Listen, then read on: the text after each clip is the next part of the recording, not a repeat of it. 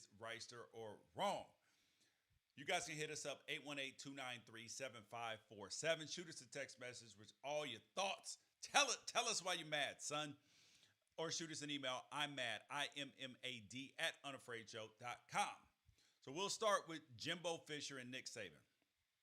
Nick Saban picked the fight unintentionally. I think that Nick Saban was trying to talk to his boosters and tell them like, yo, y'all got to get a collective around this joint because I can't keep wearing I can't keep carrying this. $10 million for me is not enough to be able to deliver the number one recruiting class every single year uh, when Texas A&M is out here floating out 20 million to do it, out here buying all the players. And Jimbo came back with a response that I just thought was way over the top because I believe a hit dog hollers. But Nick Saban did not say he did anything illegal. He just said, I don't like the way the system is. But Nick Saban, he literally gets upset with everything that threatens Alabama. The up-tempo offense. But now he does up-tempo offense. Everything, dude. Are you, Ralph, on Team Jimbo or are you on Team Saban?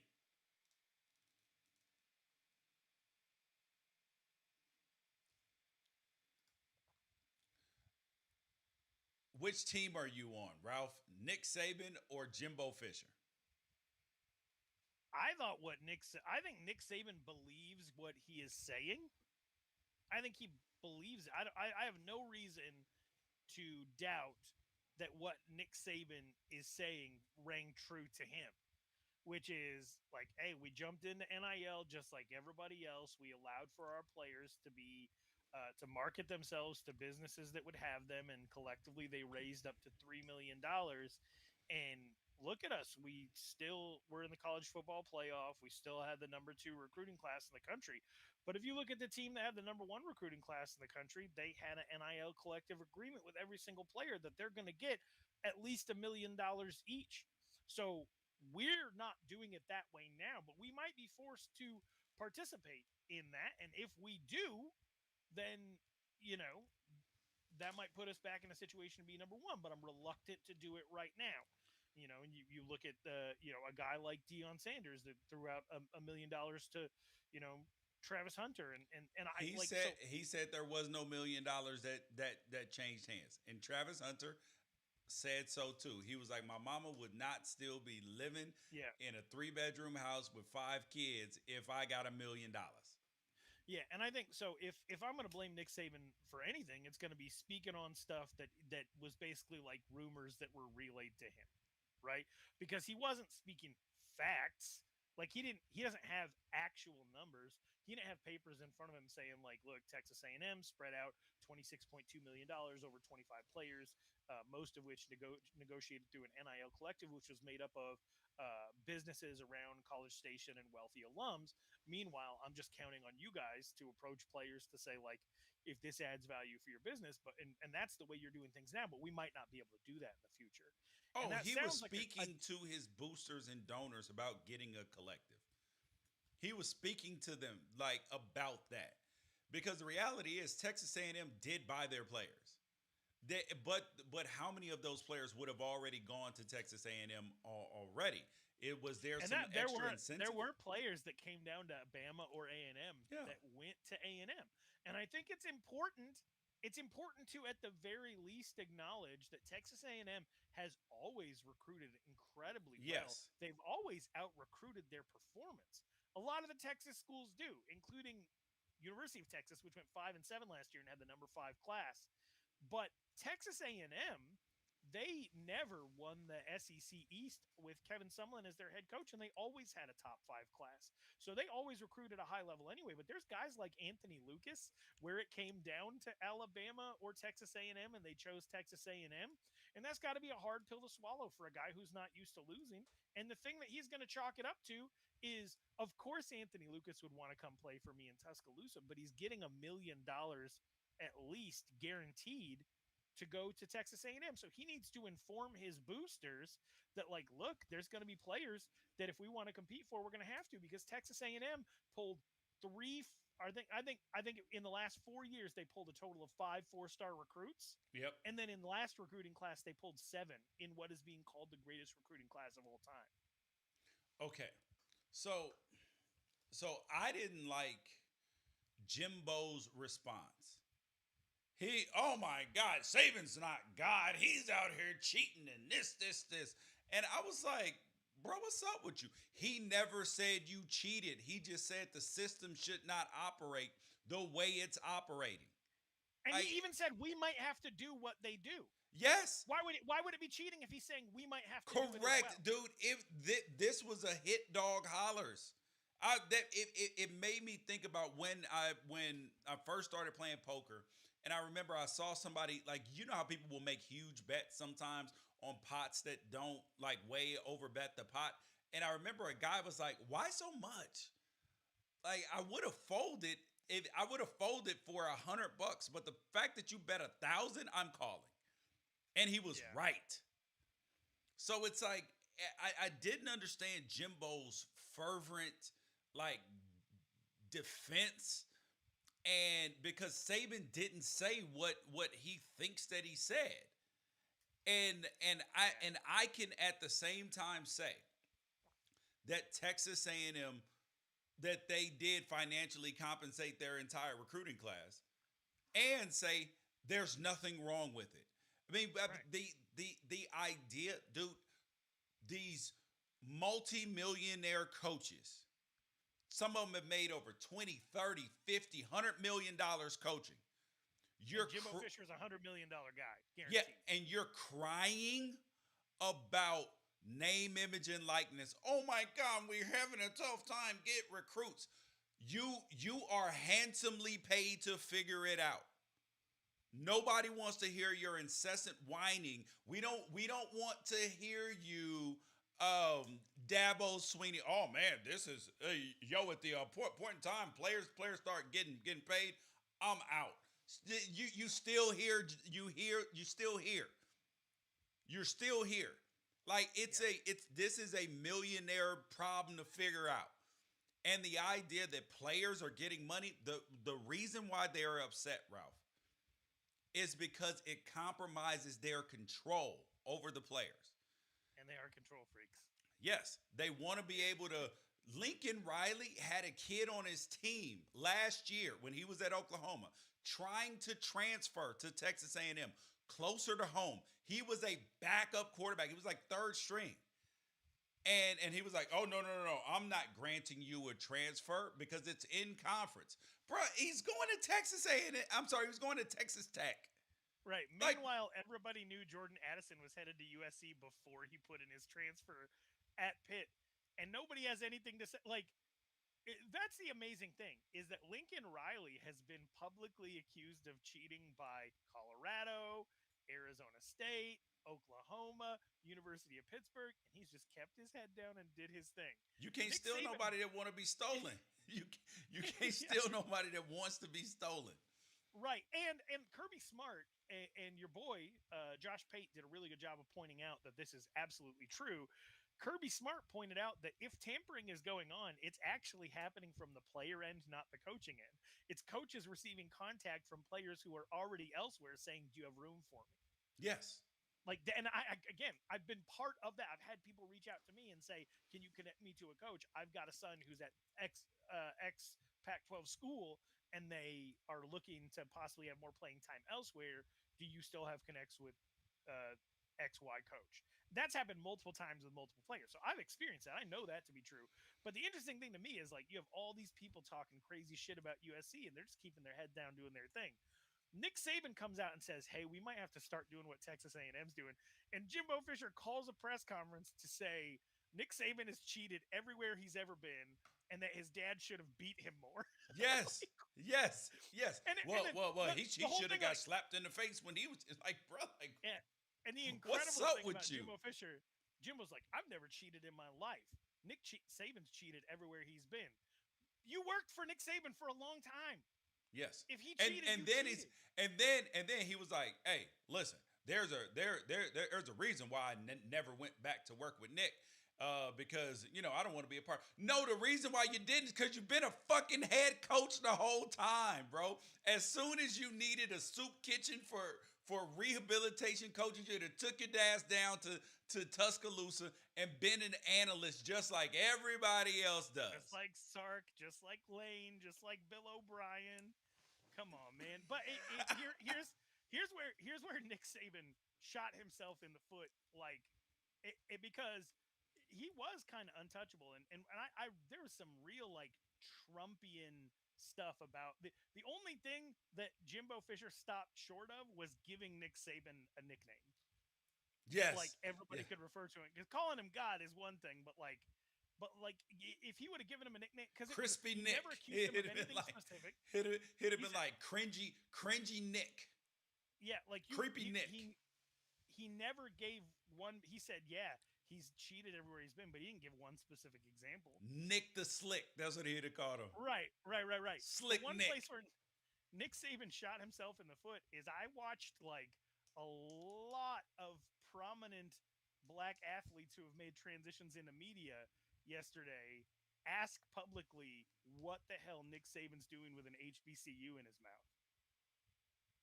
And I was like, well, that's a dangerous line to Yeah, be. yeah, bro. Don't get to talking about what Dion doing down there. And apparent, and Saban and Dion are in those Aflac commercials. And when Dion was on I Am Athlete last night, because remember he was like, I'm going to respond to this stuff. Then he said, I'm not going to respond. Yeah, so I guarantee you he talked to Nick Saban, and then he was and Nick actually came out and apologized. He was like, "Listen, I shouldn't have singled out Texas A&M because this is a problem that I believe is going on in college football." Blah blah blah. He didn't even acknowledge the Jackson State thing, which was right. Don't even just glance over it, pal. But dude, okay, Nick Saban's acting like an old curmudgeon right now. The idea that players getting money, and for fans, I understand that initially it's jarring because all of these changes are happening quickly. And when you have a lot of change quickly, it jars. You're like, oh, no, I don't like it. But, and it's tough to keep up with the roster, all of that stuff. But 5 years from now, this will feel a lot more normal. I mean, it was like the first time people saw two men kissing or two women kissing on TV. They were like, "Oh no!" And then Okay. and now they're like, "Oh, okay, it's Tuesday." It's Tuesday. Okay, but does Jimbo Fisher have the energy to keep this feud up? Because I'm telling you, he does not. No, no, no, He absolutely not, dude. Because if they lose to Alabama this year, you know after the way that he shit talked that if Alabama gets the chance to blow them out, because if the game were played today, the line on the game would be minus 16 for Alabama. So if imagine if Alabama's up by 25 in the fourth quarter with the ball, what are they gonna do? oh, it's Bryce Young time. Finish him. Yeah. Finish him. I I think I do. Here's what I of all of this, it was entertaining. I thought Deion Sanders did the absolute best job that he possibly could, capitalizing on the moment, and so did Travis Hunter. Kudos to them, right? Yes. I look at what Jimbo Fisher did, and you got to defend yourself. You got to close ranks. He definitely went overboard. Him saying that they're over. Him saying that Nick Saban's a cheat. Him saying that his dad should have slapped him. All that stuff's gonna come He's back. so on out him. of pocket, bro. Like, yeah, that was a bit much.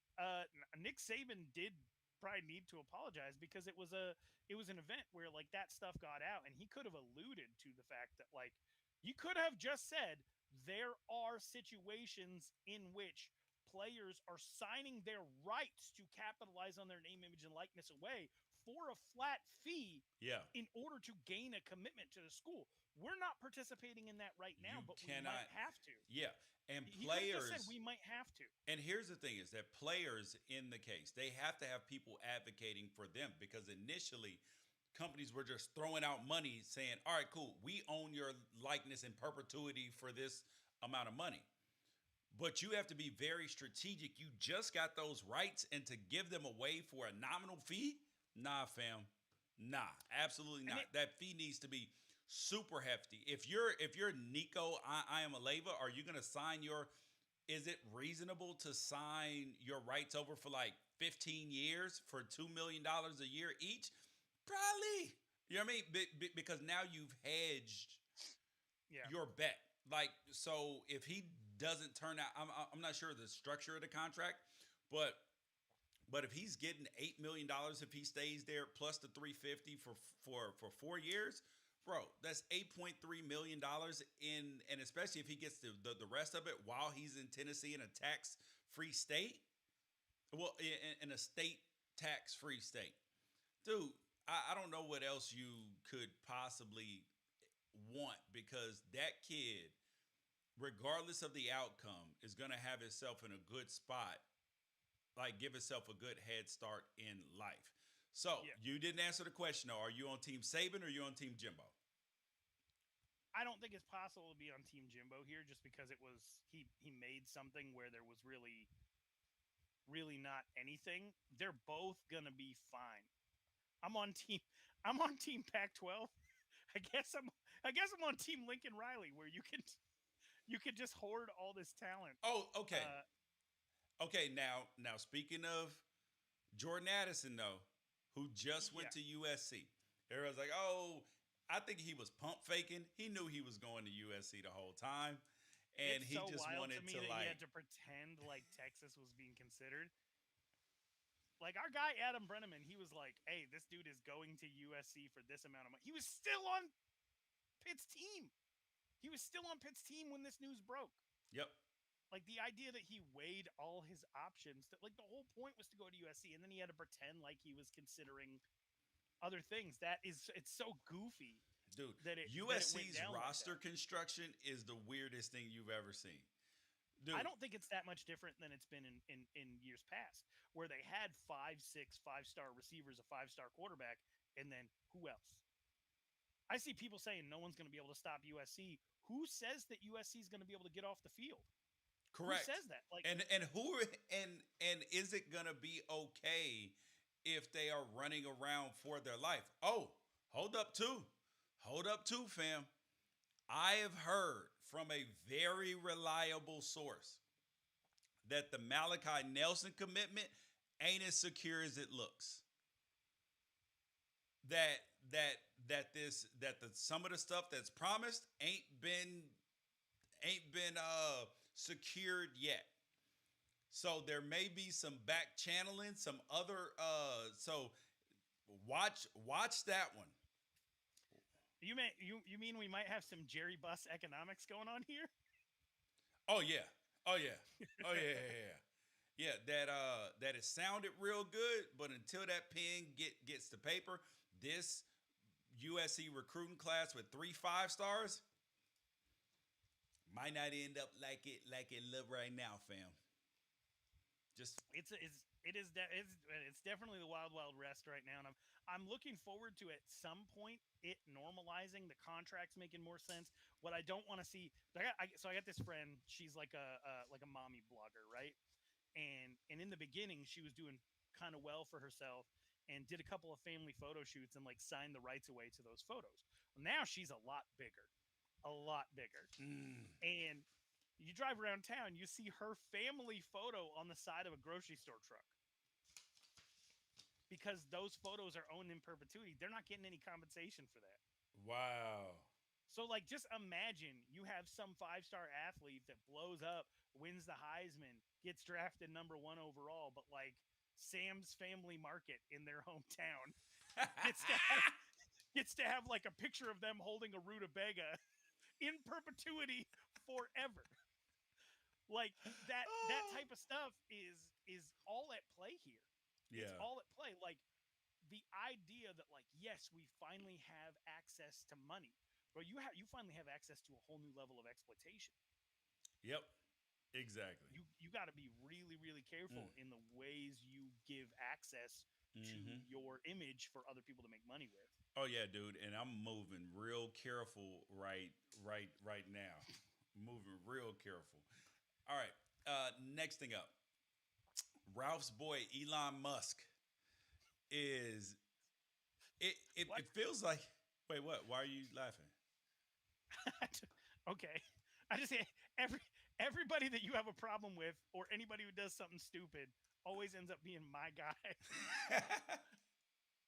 So listen, I am a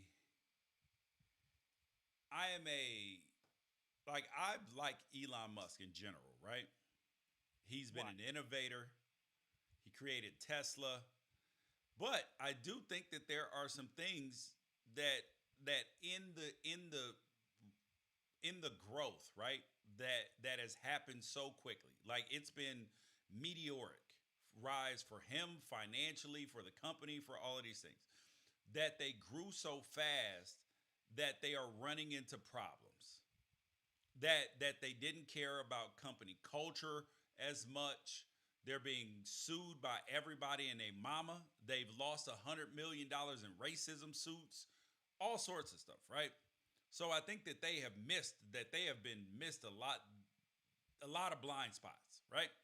And yes, the CEO and the founder has to take responsibility for it because he is the tip of the spear. He's the highest point, and he's got to set the culture lower than him. Who's got to set that culture? Who's got to set like it's got to keep trickling down, and he has to have a zero tolerance policy for all of these sorts of things, and that hasn't happened. You know what I mean? So I think that it's partially because the company grew so fast. He's had some failure, some successes. SpaceX has been good. The satellites, all this, like he's done some wonderful things. Tesla may have some issues with the autopilot, may have some issues with the actual greenness of the batteries and all of this stuff, right? But those are typical company problems, like Nike has had, other companies like have had that you have to get fixed. But my only issue with Elon right now is he goes to go by Twitter. So he doesn't disclose that to the SEC about about how many shares that he actually owns and bought and all that. Owns 9% of Twitter, was their largest shareholder. That got trumped. And then he was like, I'm going to join the board. Okay, not. I'm going to do a hostile takeover. And now for the 44 billion he was going to buy it from, he's about 12 billion short or 14 Because billion short. Tesla, along with every other stock in America, is in a free fall. Yes. And he lost billions in crypto. He's just in a cash crunch right now. He's not poor. He's in a cash crunch. So it's hard for him to secure the financing for that. And people are like, well, he's worth way more than what he's trying to buy it for. Yeah, but he's leveraged. He's got stock in Tesla. Like he can't just, you know, like Oprah's cash rich. Mm-hmm. Elon Musk ain't cash rich. Cash rich. He don't just have billions of dollars in that he can just, get access to quickly. He ain't Oprah in that way. And some other people who are more liquid. It's like people who are billionaires, but they own so much real estate. Like they're not cash rich like that. Right. They're not. He's not. He's fighting back against the oil barons. He's not an oil baron. Exactly. Exactly. That cash doesn't flow in as stock. That cash flows in as cash. Yes, exactly. So now that he went to go buy Twitter, he said he would let um Can we talk about the idea of purchasing Twitter? okay, go on. And now, I this may come to surprise you. I've never been to a club. Never in your life? No, I've never been out clubbing. Never had bottle service. Never had a table. Nothing like that. It always felt to me like the people who live that club lifestyle, who are going out every night, they're in the club with all these people, seeing, you want to see who all else is there, party with people, like make yourself feel important. I've always felt like the people who go clubbing feel like clubs are important, and the people who don't go clubbing don't understand how people make that part of their life, right? And when you're in the club and you have the best table and you're buying everybody drinks, you feel like the most important person in the world.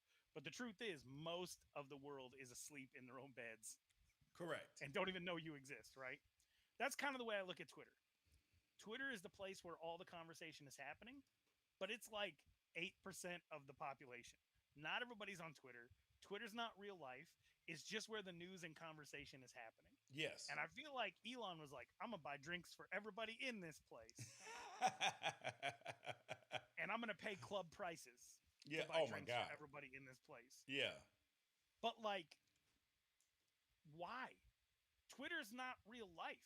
Owning Twitter isn't actually going to make No, the world a he better said place. he It was could make- going to make it better. Like one of the and then come to find out, a good portion of his followers are bots, and it's crazy. But to understand buying Twitter, one of the things that Twitter could do that they don't do that it would be tremendous would be ID verification. Hey, yes, That absolutely. that would make I would love that. that would make Twitter a lot less toxic, because you can't have 8743 RAGW 87432. First name bunch of numbers. Yes. I think they should. I genuinely think Twitter should just verify anybody who is who they say they are, who uses their own photo and their own name. Yep. Because this whole economy of one of the most insufferable things about Twitter is there's people with check marks next to their name that have used that to create a platform for themselves to just be the dumbest, worst, loudest, most obnoxious people on the planet. And it's not just political. It's journalists with 500 followers that, but they got the check mark, so they get amplified with and if everybody has that, then nobody has that. And I feel strongly that is where verification should head in the direction of.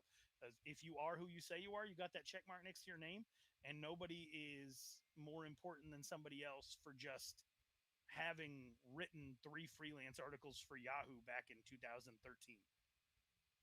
Yeah. Bro, this is... What do you...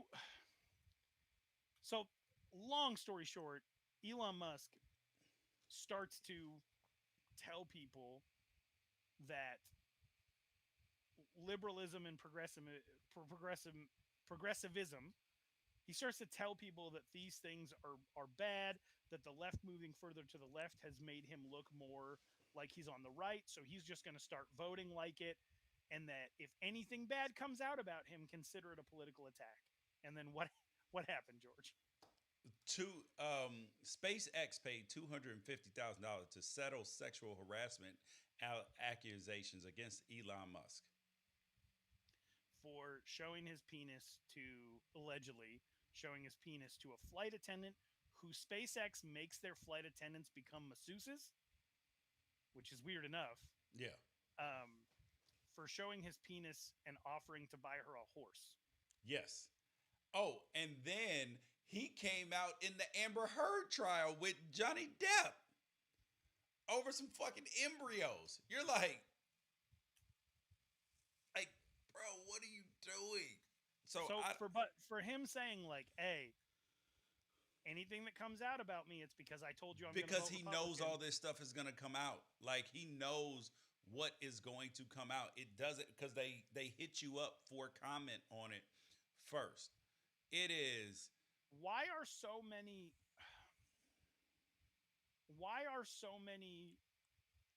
conservatives so willing to give him the benefit of the doubt and exalt him? And because lift him he's up? going to let Dear Leader back on Twitter, first thing. Second thing... do you really think that... And the second thing is that... see, it's so tough because I hate lumping people in buckets, right? Because I'm a person who has conservative views and what would be deemed as liberal views on different subjects, right? Ditto. And then some libertarian views on some of them. I feel like I'm a normal human, right? Right. What? But not somebody who refers to yourself as a free thinker. Just a Yeah. normal human.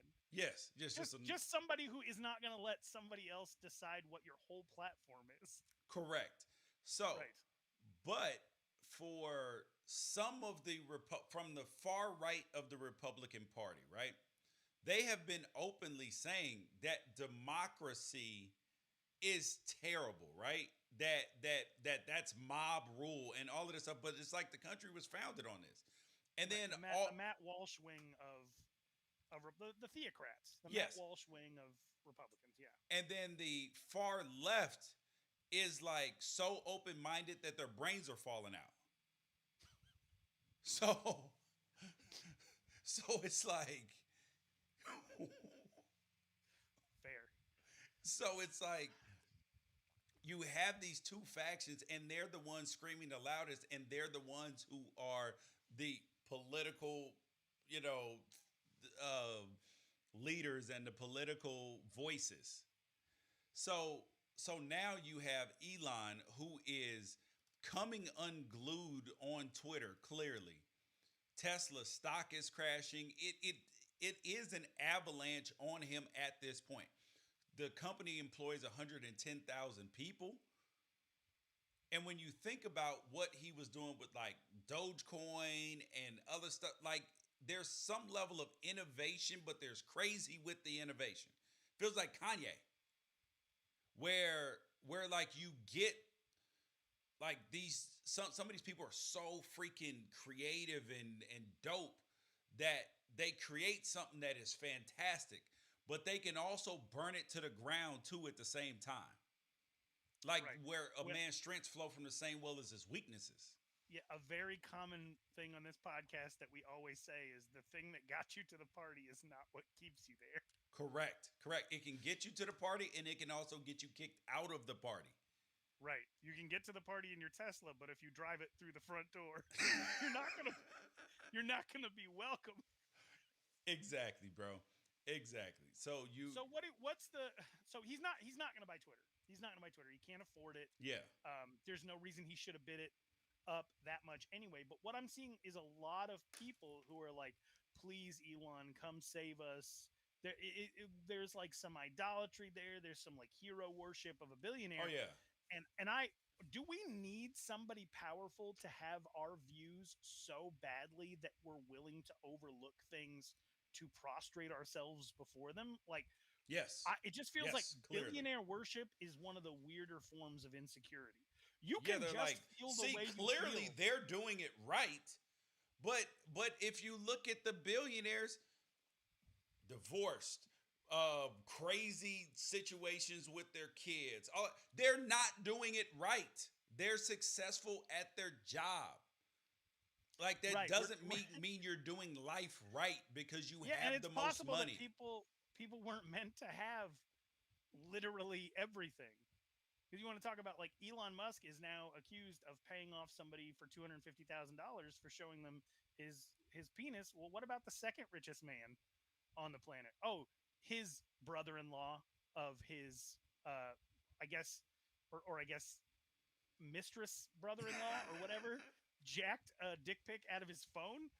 Well, let's look at the third most richest man. Oh, just hung out with Jeffrey Epstein and his high school girlfriend once a year, and his wife divorced him.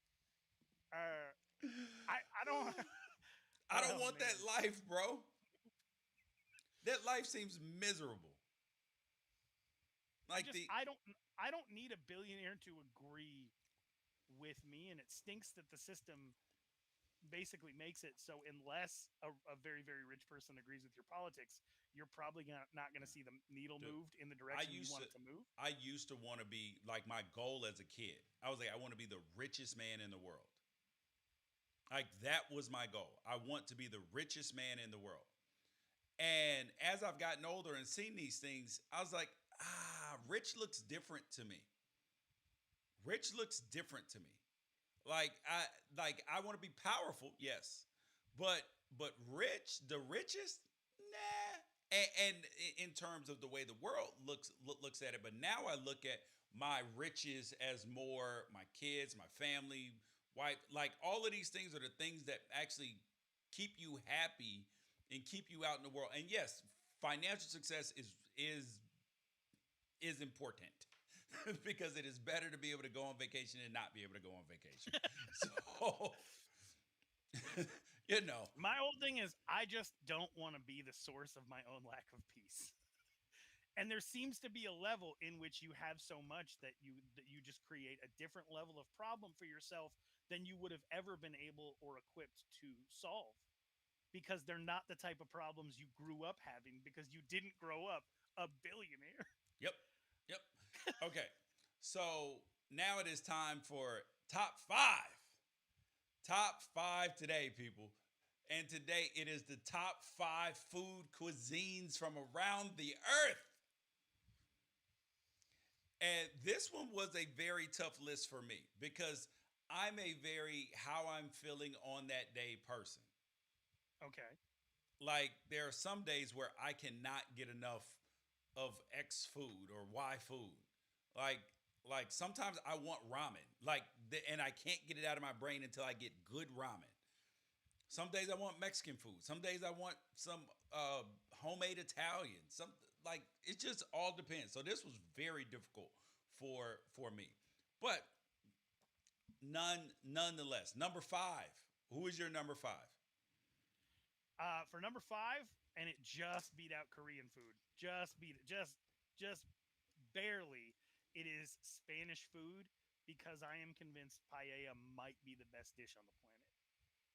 Tapas are cool. Like Spanish food's good, but like paella to me is the best thing that you can have.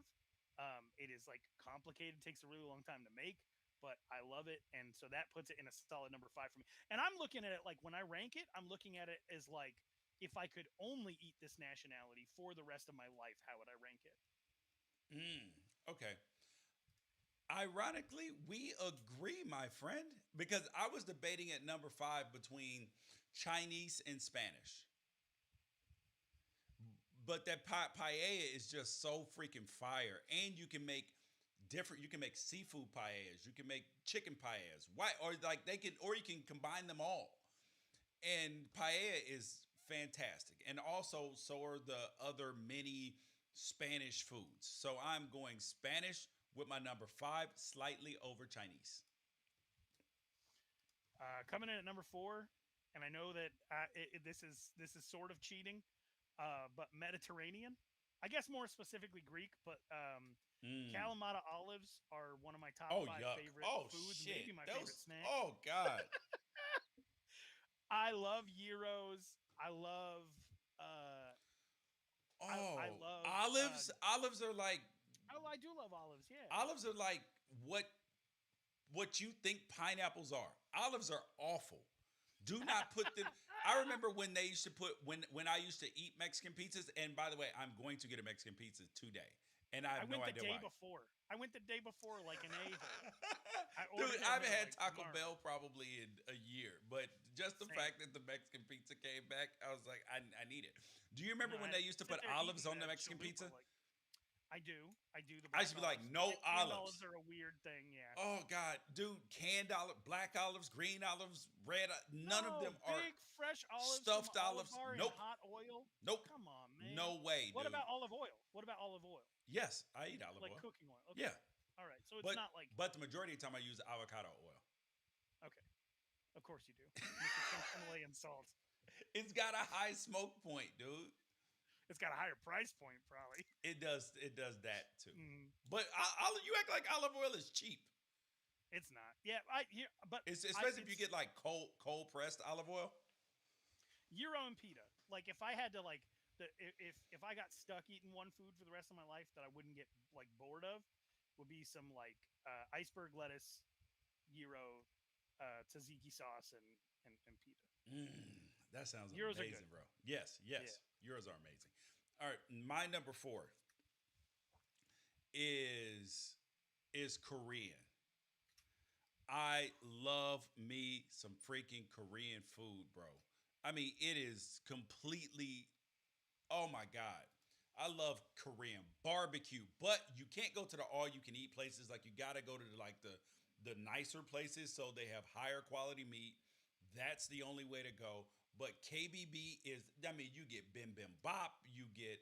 Um, I mean, just so many things that are tremendous, and it is Korean food is spectacular. I'm not a huge red meat guy, but I would absolutely abuse my stomach over some spicy bulgogi. I do it like 30 Mm. days in a row. I don't care. Yeah. Oh yeah. Yeah. All right. Shout out to my wife's people. Number three, I'm going Italian. Yeah. It's hard to not have it in your top three. Uh, there's just so many good Italian dishes, and I'm not even including pizza, which is, I guess, not or like a bastardized Italian. But like, I can't even think of a time in my life when we've ever had like an Italian themed meal that I walked away unhappy. Um, Oh. Carbonara is ridiculous. Uh, just changing the shape of a noodle can change your entire. Yes. Um, Experience. Yes. It yes, is made out yes, of the exact same stuff. exactly, exactly. But like Alfredo, oh my lord, just shrimp, shrimp and I have a pasta. weird relationship with Italian food Yeah, because, like, there's some Italian. Like, I like soup. I'm more of a high end Italian food kind of person. hmm, Like, or homemade. Like, if yes.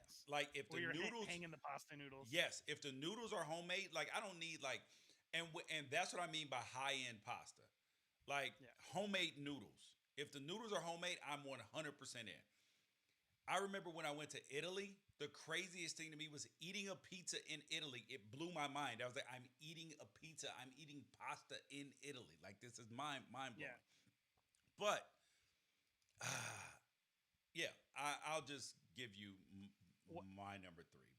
But Well, what people the thing about Italian is, and the thing they don't get credit for is they really do have the sandwich game cornered. yes, They do, yeah, but and you got to make sure you get soft bread because sometimes they'll have hard bread and it hurts the roof of your mouth. Mm-mm. My number three, staying in the Asian market, Japanese.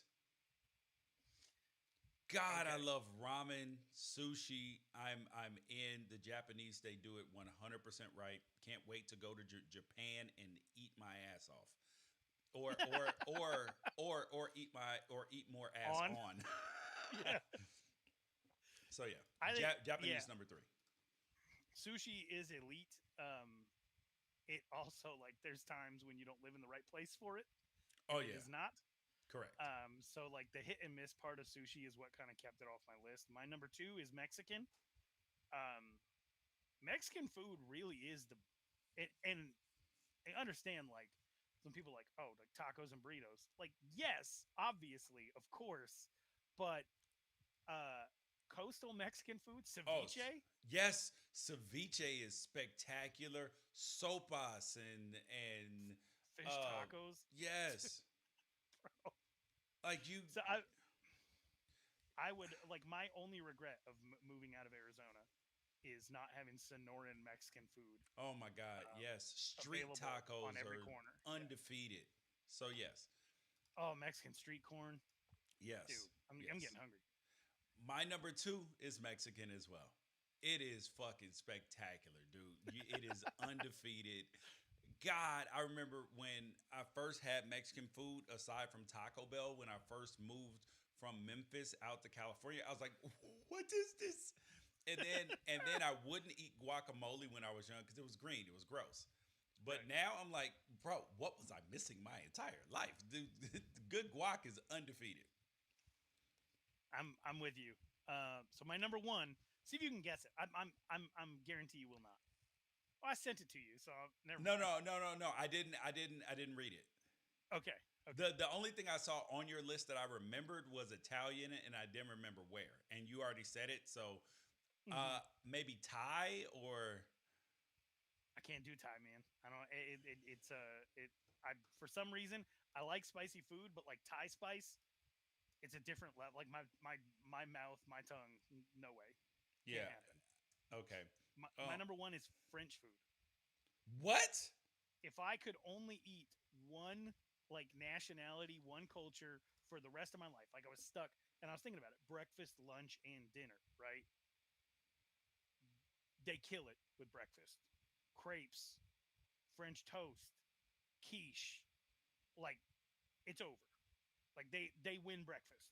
No, So that's quiche is the what's most what's your good overrated. Italian It is breakfast? by far the most overrated breakfast there You're is. not having good quiche, then find the crepes instead. Crepes are Crepe, elite, and you can crepes are any combination. pancakes are better than crepes.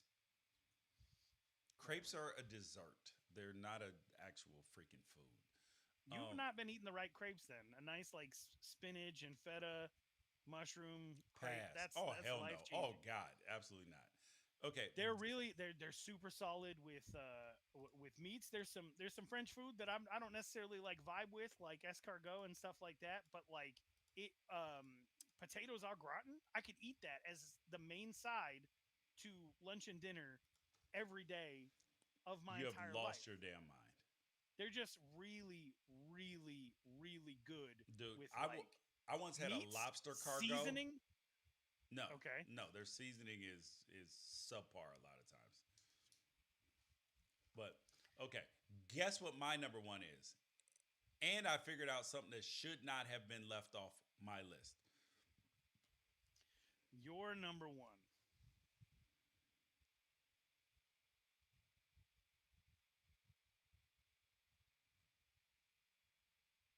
I feel like you're a barbecue guy. I feel like you're gonna give a shout out to the United States of America here. America. It's actually Is it? it's actually soul food. Soul Oh, all food, but right. but it's soul food slash barbecue because they kind of go hand in hand. Because you know I like to smoke a lot of meat and I love and when I make barbecue, make some baked beans, some greens, some bro we and like my mother's dressing is my favorite thing on the planet and it is spectacular. But something I left off my list that I have to throw Spanish food off for and move all the way up to number three is Hawaiian food. Jesus Christ. I could, dude, if I could eat at Helena's in Hawaii every day, I would, bro. That I even, dude, I would eat some poi and some, Just I'm my, I want to out here change. crushing spam and macadamia nuts. Of course, bro. Uh, spam masubi, musubi, musubi. However you say that damn thing with the rice, the spam, and the seaweed wrapped around, bro. I'm 100% in. They sell those things on every single corner, and you get shaved ice with the ice cream on the bottom, bro. Hawaiian food is undefeated. I feel like you kind of cheated there at the end. Soul food combination barbecue. Okay, Why just don't you soul just food go? then. Why don't you just go like Southern, the American South? Okay, cool. Which The, I guess does that include New Orleans? I don't feel like it should. No, no, it Okay, doesn't. It does that's not its own include thing. Creole food. Oh, damn! I didn't even think about that. Shit! This is a disaster. Damn! Also, I'll throw Hawaiian and Spanish off to add Creole food. Nope. Damn! I don't know, man. you're not even thinking about breakfast, lunch, dinner. The disrespect to to our French brothers and sisters. I'm disappointed in you. Listen, I don't even really eat French toast. I'm a pancakes and waffles. I'm American. Um. All right. Last thing up. Ralph told me about the Red Ranger. Tell me about the Red Ranger, my friend. Oh man. So one of the things that we've talked about at length on this show is athletes scamming like medical programs. Yes. You keep seeing guys like Clinton Portis get in trouble for taking money and defrauding these programs that are supposed to help athletes get healthy, help get them back on their feet. Well, what we're going to see a lot more of is the feds busting people who took out is it payment protection plan loans, PPP loans Yeah. during COVID in the summer 2020 and in 2021. People who took a bunch of money to help make payroll, but they didn't actually have any businesses or anything like that. And the latest victim happens to be the original Red Power Ranger, Austin St. John, who was arrested with a group of other people for defrauding the government of million. He was one of 18 people arrested, and they said that the indictment claims that there was wire fraud led by, I'm assuming maybe his brother, Michael Hill, who arranged for 18 defendants to file for PPP loans through an existing or newly created small business. So like a business that didn't even exist yet. So prior, the original Red Power Ranger is going to jail probably. Thieving ass thief. Lock him up. Lock him up. The funniest thing is, before we recorded, I was like, oh my God, I think the Red Power Ranger's going to jail. And you said, please don't let it be the black guy. I'm sorry. Dude, black people get a bad rap for enough stuff. We can't actually be doing stuff. You know what I mean? like that the stigma's already bad. So whenever there's a shooter, like when the subway shooter in New York, I was like, this motherfucker. Like, man, I don't know what to say here, but I do think that I think there's a curse. There's a Red Ranger curse, because this is not the first Red Ranger to get in trouble with the law. Are you aware of the other story? no. What's the other story, Ralph? Ricardo Medina from Power Rangers Wild Force pled guilty in 2017 to murder. What? Murder. He killed his roommate with a sword. Bro, for what? Was he? Oh, he was high or something, right? Like he thought that he was getting a demon out of him or something, or did I just imagine that?